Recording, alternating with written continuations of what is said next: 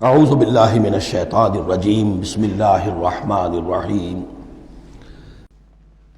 وَإِن كُنتُمْ عَلَىٰ سَفَرٍ، اور اگر تم سفر پر ہو،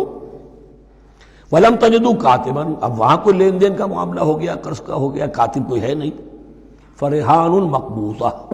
تو کوئی گروی شے رکھ لو قبضے میں، فلاں شے آپ کے قبضے میں رہے گی، آپ اتنے پیسے مجھے دے دیجئے، میں جب یہ واپس کر دوں گا اپنی چیزیں آپ میری چیز مجھے لوٹا دیجیے گا، یہ رہن ہے مقبوضہ۔ لیکن رہن سے کوئی فائدہ اٹھانے کی اجازت نہیں، وہ سود ہو جائے گا۔ اگر مکان رہن رکھا گیا ہے قبضہ تو ہوگا اس کا،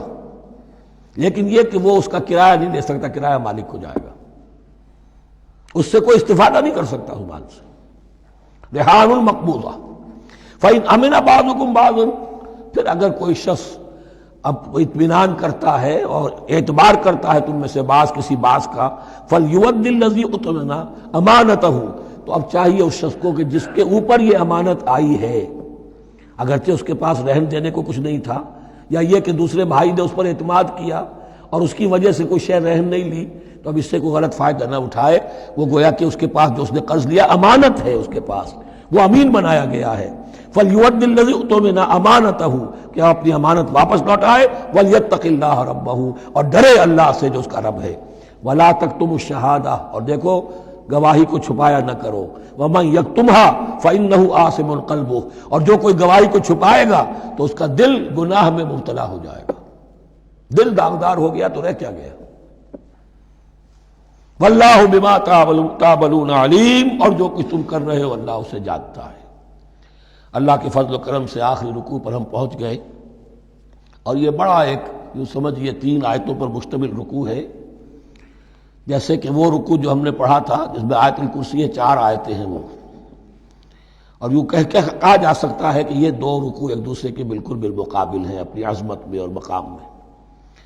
آیت الکرسی کی جگہ یہاں ایک دعا کی آیت ہے، جامع ترین دعا جو آئے گی آخری آیت میں،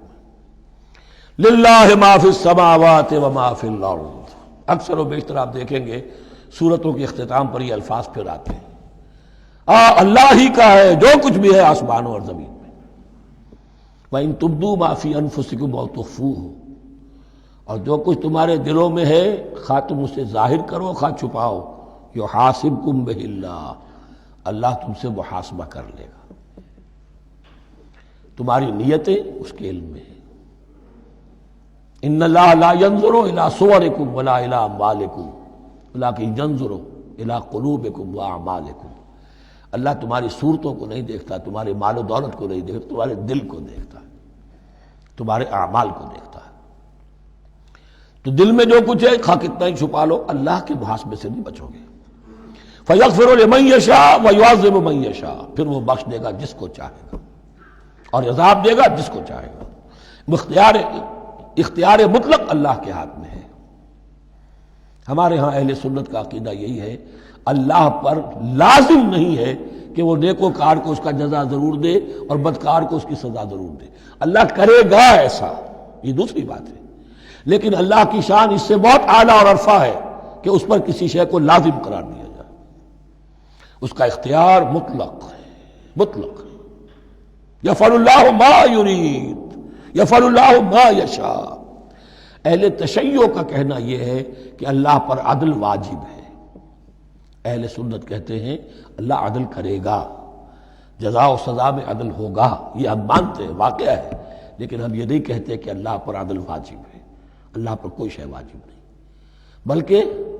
اللہ نے تو کتب علی نفسہ الرحمہ، اپنے اوپر واجب کیا ہے رحمت کو۔ وجوب کا لفظ جو آتا ہے اللہ پر تو وہ تو رحمت کا ہے، کتب علی نفسہ الرحمہ، اللہ نے اپنی ذات کے اوپر واجب کر لیا رحمت کو۔ واللہ علی کل شیء قدیر، اور اللہ ہر چیز کی قدرت رکھتا ہے۔ صدق اللہ العظیم۔